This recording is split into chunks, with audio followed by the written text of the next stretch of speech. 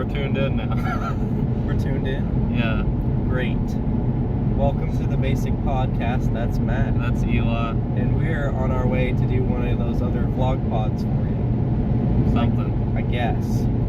So, we're just in the car, and that's what we're going to do. So I checked the channel recently. This is something that actually surprised me. We have over 300 total views. Just 300 total?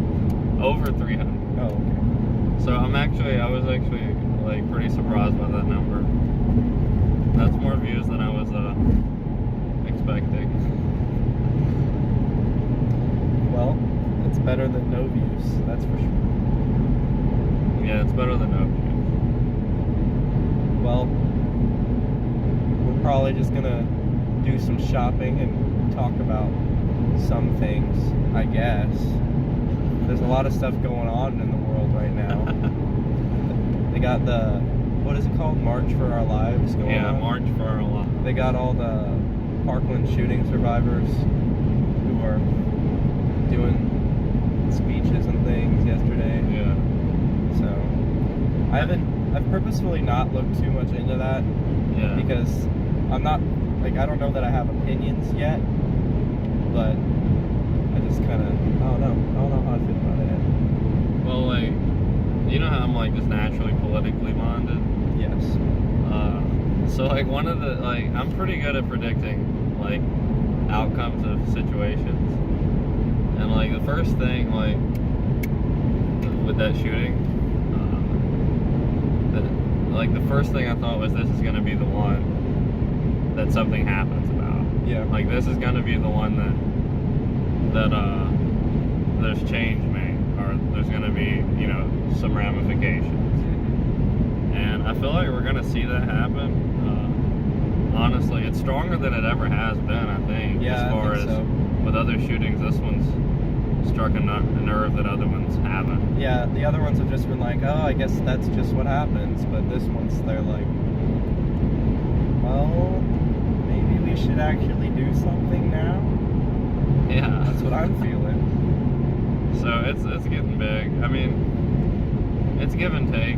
The gun situation's always been two people over dramatizing the other side. Yeah. I mean, anytime the Democrats are going to pose regulations, Republicans are going to think, oh, they're trying to take our guns away. I mean, I'm not for the let's take everyone's guns away kind of thing. Yeah. And I'm not for the let's let everyone have guns thing either. Yeah. Because I do think there should be those. I mean, I think you talk to any logical person, they're in the middle on the issue. Yeah, it's yeah, we should be allowed to have weapons, but you should be able to be a good person, kind of. I think that's where people are mostly on the fence about, because you gotta set up who can and can't have the guns. Yeah. And well, I think what is it?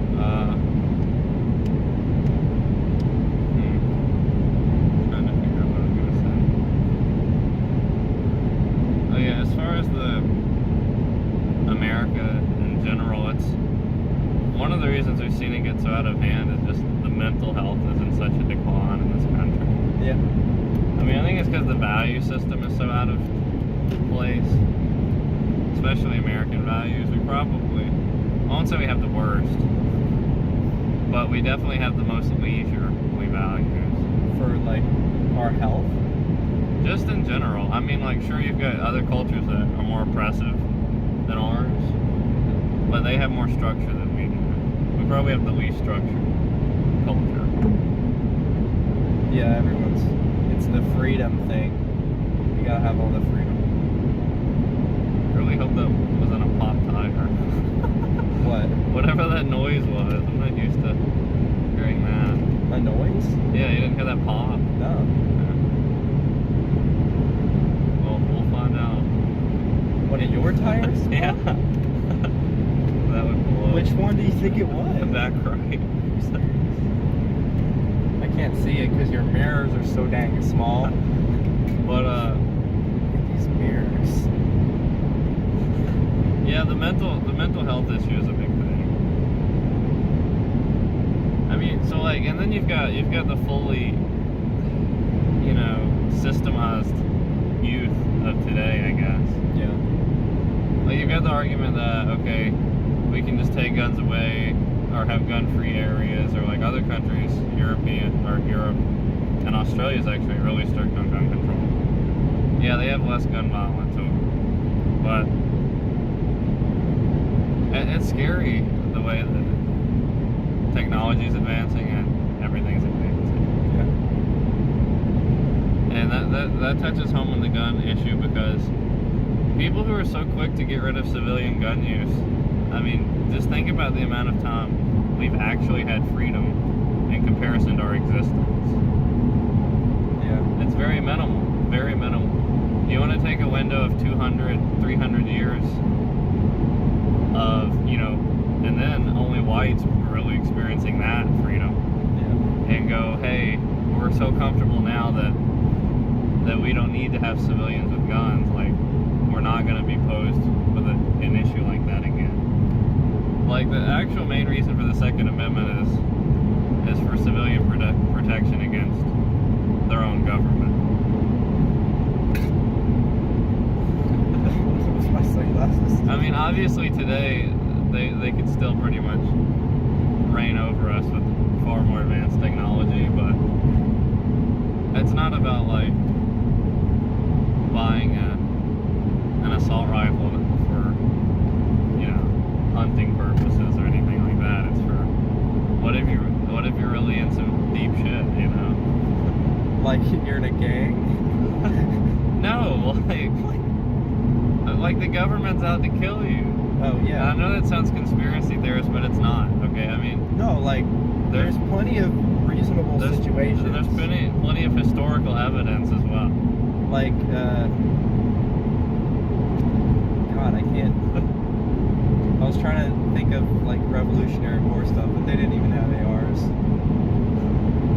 Okay, so you've got what is it? So the Constitution, it's we the people. It's the purpose. Yeah, I know exactly what you're talking about, because I did a lot of political schooling. And what I mean by that is, just because the governing body is objective to you doesn't necessarily mean that you're not in the right. Yeah. Like the people are in charge. Yeah. And if they're not in charge, there's a problem. Yeah. And that's why, we appoint new people in the government all the time. Like a program that went back, I guess 30, 40 years, I don't know the exact time, but the CIA MK Ultra project. I'm not familiar with the MK Ultra project. It might unsettle you a little bit to look into it, but it's a real story. I'm not big on conspiracy theorists, but this one's real, because there's even the president acknowledged it. People were paid off to keep their silence. So the CIA, back when Russia and China, I guess it was during the Cold War, were really making strides in essentially manipulation techniques and mind control. To manipulate the Americas? Not the Americas, but just if they could break someone in an interrogation practice. They would use a combination of drugs and other stimuli and various other techniques that were unknown, at the time. Yeah. And like how the space race, we beat Russia, so the new race was kind of like who can develop the best interrogation system.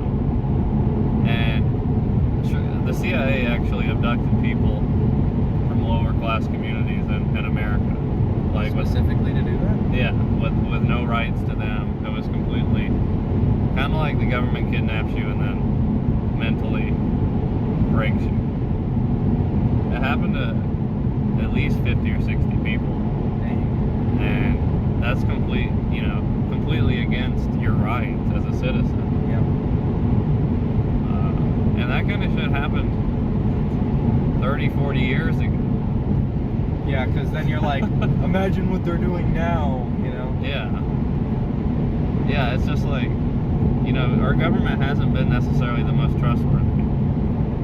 I think his name, some guy named Oswald, I could be wrong, his family got like a $1.5 million payout after his death.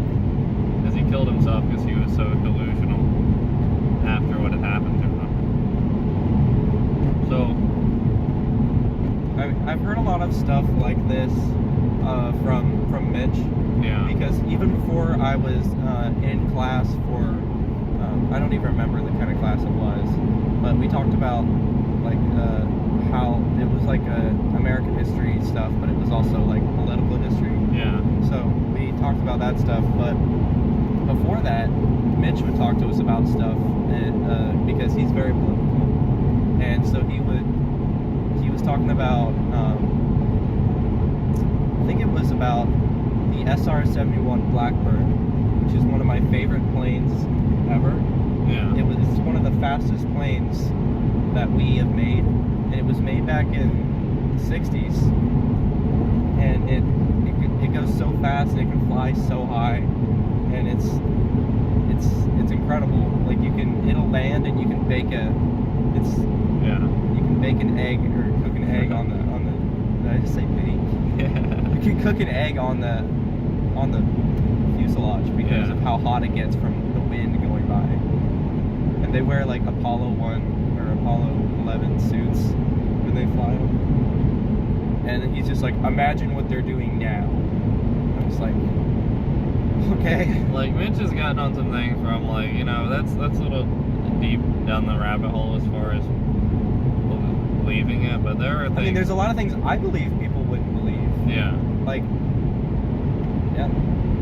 So as far as on the gun issue, yeah, you never know, man. It's about personal protection first and foremost. Yeah. I mean, that's just simple and plain. Yeah. Some guns are more efficient at protection or killing, one or the other, but Yeah, I think as long as they are able to gauge who should and shouldn't have them. Like if somebody has a record of extremely weird and violent behavior, they should not have one. no, that's... But then again, that's like, oh, but we have rights to their arms. We have rights to, have that stuff. But like, it's different if they're a criminal already, because then you've lost some of your rights. But if it's just somebody who's got outbursts and's violent, we'd have to put in different kind of laws to make that viable. And I think that's why everybody's all so freaked out about it. Trump's actually, like, I don't know that he's going to do anything. He's actually been he said a lot of anti-gun things as far as that's concerned. So, I mean, we may make some moves on it. There's a mind gap thing, like, as far as a lot of the liberal mentality goes. Like, the same people who hate, the current government sitting, the Republican holding of House and Senate, and Trump being president, they'd also like guns taken away. I mean, how much sense does that make? I don't know. It doesn't make a lot of sense. What it really is us just trying to categorize people by what they think should happen and how their opinions are. When everybody's opinion just varies so different on different things, they're just gonna stick with a trend and call themselves a liberal. Yeah, I mean, like I'm a pretty realist when it comes to this kind of stuff, and that's in the sense that not to be like bleak or uncaring, unsympathetic, but it's a numbers game, simple and plain. It is, yeah. In the sense that, well, when you just play it by the numbers, everybody gets mad at you. you do. Okay, if you don't know, I actually didn't know this until a few months ago, but statistically speaking, this is the most crime-free the world has ever been, and America as well. Yeah. Like, we have the lowest crime rates, lowest murder rates, overall that we've ever had. So in the sense of like these shootings, I mean, they're tragedies and whatnot, but the population of this nation's only growing. It's not like it's getting less, and with more people comes more, uncertainty, more threat. Yeah. So, because you can't control all of them. you can't control minute. It's the freedom thing again.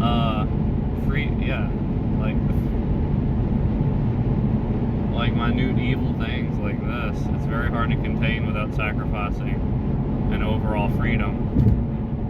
You know what I mean? Yeah. So it's a tough call, but I mean, you know, I get these people, like when I see the people doing the March for Our Lives thing, I'm not like getting angry, but like at some point I'm like, are you guys not considering all the stuff they're gonna have to do? I mean, like, I'm not saying they're wrong, but like they're like, oh yeah, just change it. Yeah, but it's gonna take a while. Yeah, like I'm sure there's people out there marching who just want stricter gun control. I know. And I'm sure that there's people out there marching that want total civilian ban of gun ownership. I'm sure you've got both down. It's kind of like at a feminist march, you've got the ones who want, you know, true equality, and then you've got the ones who just want men to be gone. You're gonna get both of those people at the same rally. Yeah. But it seemed like a lot of the gun march was actually people who were just pushing for stricter gun laws rather than just complete removal. Yeah. I had when I came back from Nashville a little while ago, I was going with Jaren's uncle Greg, and he was talking to me about, because he owns a Glock, and he's shot some guns before. Yeah. And he likes them. I mean, he's not, but he had some good points, and I don't remember all that he said, but he was really well versed in it. Like, he could do a good debate and be like, we don't need all the guns gone. Yeah. Like, he was saying you could even just ban assault rifles. Yeah. And it would probably not do anything. It probably wouldn't. Because you know, people are still going to use their pistols. I mean, I don't know that I completely agree with that, because you could ban the assault rifles. It would get rid of rapid There are fire arguments that killings, can be made. I mean, either way, like, here's just to throw a couple out. For one, over 90% of all shooting deaths in America come from a handgun, not an assault rifle. Yeah. Handguns do have stricter laws on them than assault rifles, actually. Even they're more strict on background checks and all that other stuff. Yeah, because you got to get a license for concealed carry. If you, like, I don't know if people know that, but yeah, that's true. And the other one is the mass shooting weapon of choice being the assault rifle is not necessarily make it the most efficient at mass shootings. And by that I mean, you've got most of these young kids who are untrained and actually using assault rifles in any type of scenario. So you end up is with a bulky weapon where you're shooting, essentially all the asset it has is the speed at which you can shoot it. Yeah. Whereas honestly, a kid with 2 Glocks might be able to kill even more people. Exactly. Like, honest to God, because it's not going to weigh him down. It's not going to, you know what I mean? So you can't really say that it's going to eliminate the threat. Yeah, that's what he was saying. He was saying that he's seen worse shootings with just 2 handguns than an assault rifle. And I could, you know, that makes sense to me if I think about it. It can definitely, I can see that being the case. I have this bad habit of jumping on trends and like people's opinions, and like I don't like to make my own. I just like to hear what other people say and be like, yeah, I agree with that, or yeah, I agree with that. And I'm never always just like, I just play devil's advocate all the time. I'm not like, you know what, I don't think I agree with that, and I don't have a debate with them. Yeah. So I'm guilty of that, just so you know. Makes sense, I guess, thinking about it now. About me doing that? Yeah. Yeah, I always do that. Like, I'm not gonna fight with you over something. I'm just gonna be like, oh, okay. Like, if I don't actually agree with you on it, I'll just let you talk about it, and then I'll just go home later. I'll be like, who does he think he is talking about that? But yeah, so we'll see how this gun stuff goes. We talked about guns for 20 minutes. Yeah. So, off with guns, you know, one of our listeners, Phil. You know who you are, Phil. Does he actually listen to these often? Sometimes, yeah. Sometimes. So he gave us a question, I guess, to answer on the pod. He'll listen to it if he knows me answering it. Yeah. That's how much responsibility should teenagers be given these days? And you know, I have a set answer.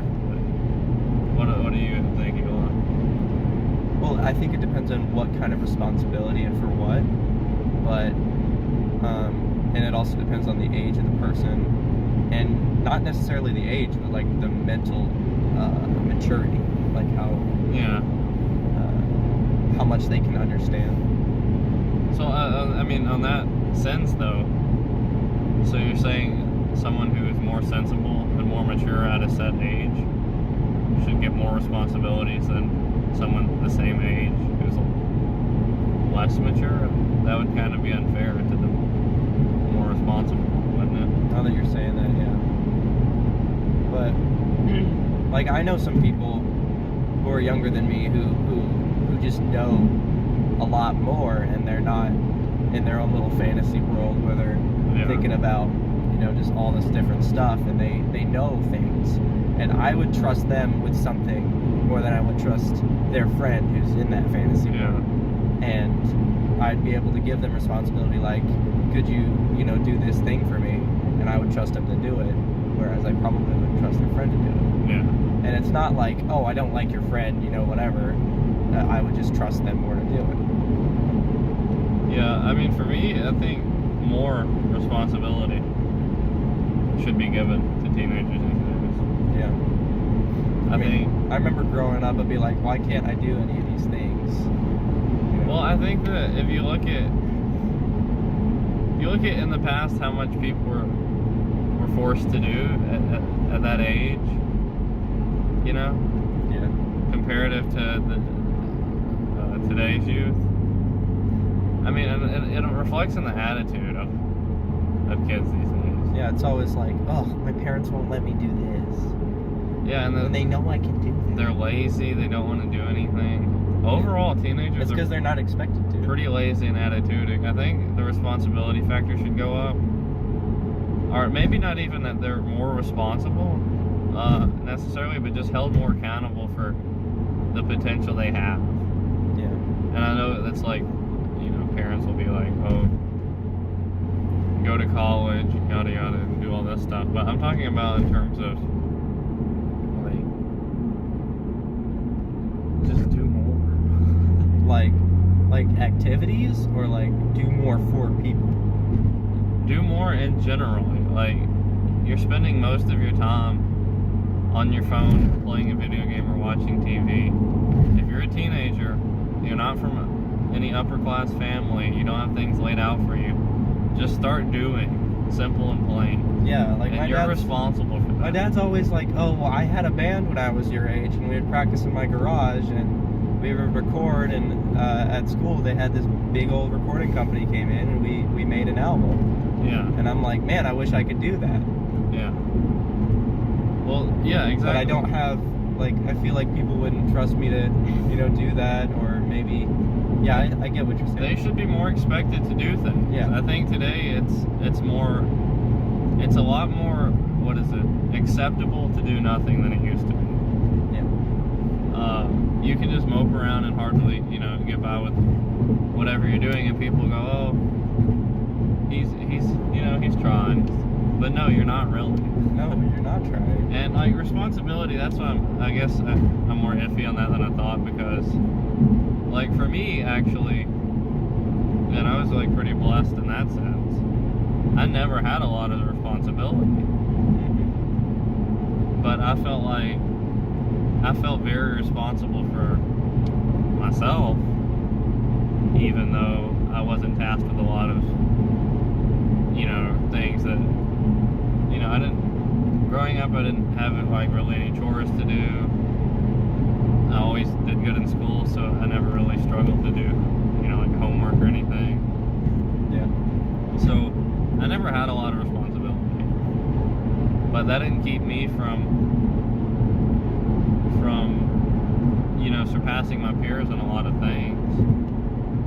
And so I'm not saying that the teenager should be responsible for like everything, But I know that if they were held to a higher standard, then maybe they would go further. Yeah. Like, I know if I see, like, for an example, like, because in the church stuff I do, like, I see somebody get baptized who's younger than me, I'm like, that gives him a responsibility, and I want to be able to be seen like that too. Yeah. So you instinctively just want to go, okay, I'll get baptized too. Yeah. But, you know, it's obviously different when you're in the church. You definitely should not do that. But, like, if I see someone doing something, like playing music, like, openly, and they're really good at it, and they're showing off their skill, and they're doing something with it, I'm like, why haven't I been doing that? Yeah. You know? I mean, It would incentivize me. Yeah. I guess it just boils down to, you know, your inner drive, I guess. Like, there's things that just come natural to some people. And I think a lot of people are broken, and they don't really know it, one way or another, but... Brokenness. But, like, for me, like, it was never even a thought, in the sense that I knew what I needed. I knew the level of life I needed to have to exist. To exist. Yeah, like...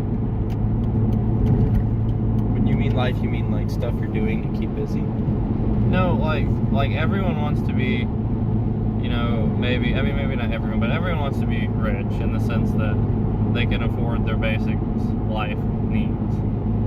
And, you know... And more. The basic layout, yes. You want a comfortable amount for everything, right? Yeah. And now, sure, maybe maybe some people will never get, like, rich, per se, but, like, as far as myself, I hit what I knew I needed to have. Like, the life that I have right now was something that was mandatory. There was no exemption from it. Yeah. Like, that's no joke. Like, if I didn't have it right now, I would still be working 80 hours a week. That kind of thing. Yeah. So, like, there's no not living like I am now. There's living better or the same. Does that make sense? Yeah. That's one of those things I'm jealous of you for, because, like, I don't have that much incentive, but I want that. Yeah. And, like, I think if somebody younger than me was doing as well as you are, Yeah. I'd be like, oh my god, I need to step up and do something. Yeah. But they're not expected to. Like, you probably weren't expected to do this, to be, you know, to have all the stuff that you have, or that you expect yourself to have. Yeah. But you had at least yourself expecting it of you. Yeah. Whereas if I had that expected of me, I'd probably fight for it. Now, Yeah. if I had it expected of me by somebody who I didn't respect, like, say I have a stepdad and he's just mean to me all the time, and he's like, you really need to step up with your life and do something, I'm just going to spite him and do the opposite. Yeah. Well, What he wants me to do. I But mean, if it's someone I like and respect, like my actual dad, Yeah. if he was like, I'd really like to see you succeed and I'd like to help you, you know, kind of thing, which I'm not saying he doesn't do, but, like, if it was almost exactly what you're talking about, then I would do it Yeah. more often and I would work toward it harder. Well, if anything, it's kind of dangerous. Like, it's dangerous in the sense that like, I'm trying to get to the point, but, like, here's what I mean by dangerous. So, that level that you want to exist at in life, it's not a level for successful people. Like, it's just not. And the reason why I say that is because this is something I'm working on, but it's when you get to that point where you're like, you know, I finally got to where I wanted to be, that's a dangerous spot. Yeah. And it's dangerous because you finally get to sit back and enjoy. And that's really the You still got to keep yourself busy with something else. It's the enemy. Like, when you feel satisfied in the overall sense, where's the drive then? Mm-hmm. You know, where's the drive then? That's the question. Yeah, that's when you've got these millionaires who have everything, and then they have a drug addiction, and they go and they lose everything. I mean, and there's a lot of millionaires who have that, in the sense that they still have the drive. Yeah, I mean, in the like, sense that they're not satisfied. Being not satisfied is a huge thing, honestly, and it might sound greedy, like you're being greedy, but it's really just trying to move forward in life. Like, for me, when I was younger, when I was like 16 or 17, and this is something like I have to overcome. Like, I told myself that I wouldn't be satisfied until I owned a Lamborghini, right? Yeah. But as soon as you get one, where's your drive after that? Well, sure. But what I'm saying is, I was wrong on that. Oh yeah. I became satisfied before I got a Lamborghini, which was counterproductive. Like, it really was. So I hit a level where I was like, okay, I'm happy, I'm comfortable with everything that I did. And I don't have the Lamborghini, but I've got a nice car. I've got a lot of other stuff. Got a wife, a house. Yeah. So, that drive there, it goes away if you don't continue to, feed it. So I think the most successful people are just blindly ambitious. Like, after they hit a certain goal, it's just an instant afterthought. Yeah. I can think of someone, like, it's a kind of stupid comparison because everybody always hates on it, but the Hamilton musical talks about Hamilton, and he was never satisfied with anything he did. Like, he was an orphan from, like, was it Cuba or somewhere down, like, in the southern Americas, and he got a boat up to New York. He didn't have anything, and he just wasn't satisfied with how America was. And so he wanted to better it, and he fought in the war. He wasn't satisfied with how the war, how everything was. So he makes this financial system. He fights for his financial system. He fights for the Constitution. He writes like 51 other letters, while the other guys who were working with him only like write 5 each. Yeah. And like, he was friggin' dedicated, but he wasn't satisfied with anything. I think the only thing he was probably satisfied with was like how he did his work. Yeah. He just wasn't satisfied with anyone else. Yeah. So he had to fix everything everyone else was doing, and he was successful. I mean, he died early on because he wasn't satisfied with a specific person who just got angry with him. Yeah. To be honest, that's why. Entrepreneurs, I guess. Like, Elon Musk is another one that strikes me like that. But yeah, it's like, if you took my like 17-year-old to 20-year-old, or maybe even 17 to 19-year-old ambition, and you put it in like from 20 to 22, like that I am now. Yeah. Like, you probably wouldn't even imagine how far I'd be. It's like a jump from the PlayStation 1 to the PlayStation 2. Yeah, what I'm like, there's a time period from around 20-ish where I was like, I'm comfortable, and that was a killer for me. Yeah. So now it's making a jump back into like the grind of life, because you just gotta hit a point where it's like, hey man, it's all good. It's not all good.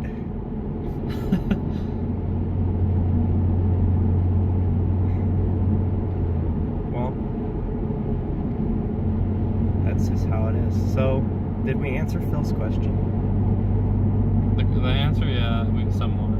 Essentially, they should have more responsibility. They should be expected to have more responsibility, and more should be expected. I mean, maybe you couldn't say that for all generations in time, but for today's generation, you better believe more can be expected. And you don't get to complain about saying, oh, so much is expected of us. Rent's higher, food's higher, college tuition. Guess what? Nobody cares. They don't. Nobody does. If it's too expensive, for you to buy it, then just don't buy it. Prove them wrong. Show them you don't need it. Look up, like, if you follow, like, the entrepreneurial path, which is a self-serving beast, I'll say, in the sense that it consumes the lower entrepreneur. But, like, these big entrepreneurs who pitch self-help and ideologies, but they're just making a fortune while you pay your due to them. You know what I'm saying? Yeah. Like, buy my $500 course on how to be a millionaire, and, you know, take out a loan from the bank just to be able to afford it. That's retarded. So entrepreneurship is self-serving as far as people who are at the top. So free advice. Keep track of free advice. Like, there's some big names out there. Ty Lopez, Gary Vaynerchuk, whatever his name is. Vaynerchuk? You look, yeah. It's something like that. I don't think I've heard of him. There's tons of them, and if you look up anything that they say about college, they almost all say no. Yeah. And I don't mean that to be like, don't go to college. Like, if you're like,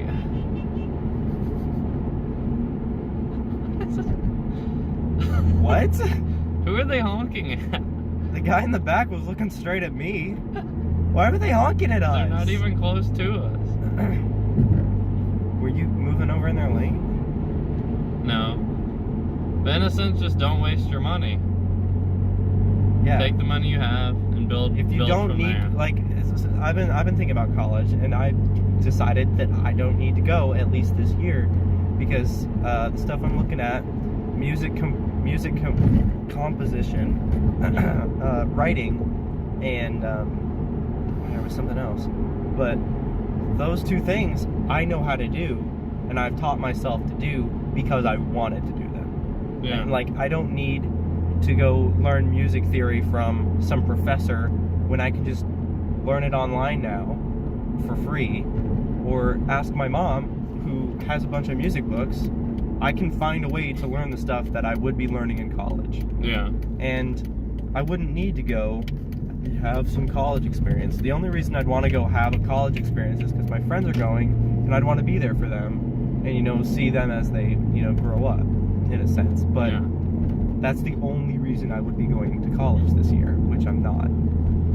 And I've just decided, miss me with that. Alright? There's, like, this is just one more point I want to make on this issue is, so there's been, like, errors in, I guess, the U.S. and time periods in general, and I think there was a time of, like, let's call it the Great College Era. Where just everybody was going to college. Yeah, it was. And if you didn't go to college, you're a failure. Yeah, it was when jobs were, like, crazy into college, you know. Mm-hmm. The people who had finished college, all this kind of stuff. It was a great era for college and education, and today's world is not the same because it's went too far. This is probably the great uncollege era, honestly. The reason is because there's so much education these days. People with actual skills are minimal. Like, it's minimal to see people who are actually good at what they do, even people who graduate from college. Yeah. So there's a few fields where obviously it's going to stay, you know, like lawyer in the medical field, those areas, and even some advanced engineers, you know, that's definitely a college route. But for the most part, in today's workforce, the skills are always going to come ahead of the application.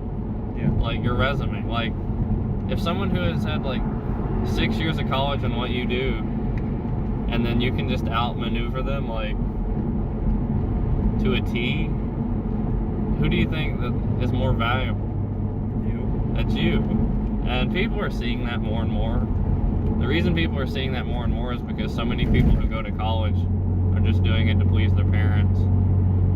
I mean, if you go to college, it's gonna give you a good presentation on your resume, or whoever is gonna be like, oh, you went to college for this, then you are probably more qualified. Yeah. But if you're not actually, you know, content with how you learned it, and you're not actually into it, it's not gonna do anything for you. You can see it right on a person, or at least I can. Like, I know when somebody's gonna be good at something.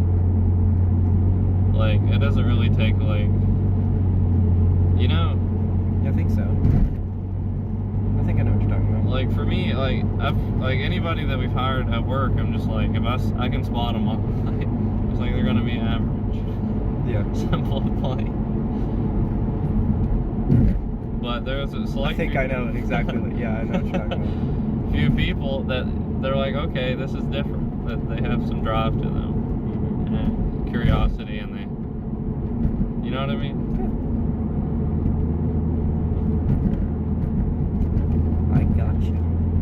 So I guess that's about it for today. I guess so. It's 40 minutes. The roads are about to get really bumpy too. Yeah. I'll get some footage of the shopping. Yep. Though I don't know how much footage of the shopping you're gonna actually want because it's 40 minutes already. Oh, they'll want some. You'll want it. Probably. Okay. Let's go to shop things. Signing out. Where are we? We going to the mall first? Yeah. I always hate closing your car door because I feel like I'm breaking it. I feel like you're what? I feel like I'm breaking it every time. Just because it's got that sound to it. It just goes bang. Waited my whole We life. actually got welcomed when we walk in. We walk in, there's a mannequin holding the shoe all fancy. And fancy today. There's one thing that bothers me in stores, and it's when you go in and like they say hi, and then like they say bye when you leave without buying anything. It's like they know you're there, but you didn't want anything. And it's like, it's just really awkward. That doesn't bother me too much. It used to. But you just get used to buying stuff. Yeah. So I feel like they can just tell it on you, you know? They're like, he's not here for anything. He's just browsing. Yeah, like, it's kind of like how, you know, when somebody goes to buy a car at a dealer. Yeah. I'm gonna go back here. Oh. They'll instantly discredit some people. Like, oh, he's not serious. Yeah. But like, the awkward thing to me is like, let's say you bought a car, like somewhere else, and then you go to buy a car. They just know that you've actually done this before. Like, it registers in your system, the confidence, and they can read that. There's the pink one for you. Shoe.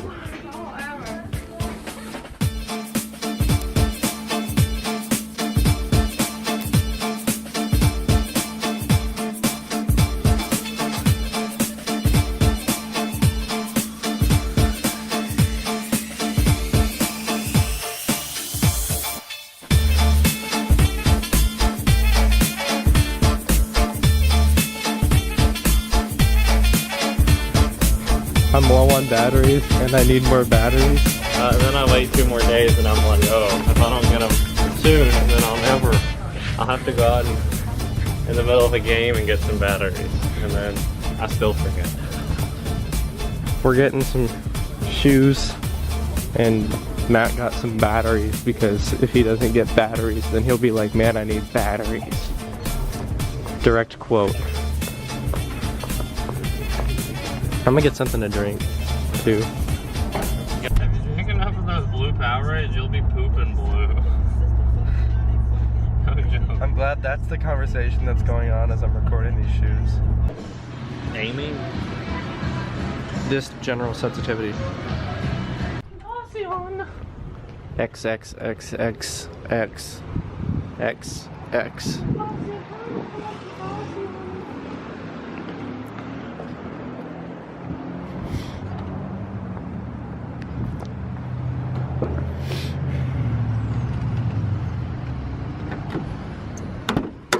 What do you know? Your sod was stuck. What do I know what? Your sod was stuck. Punk.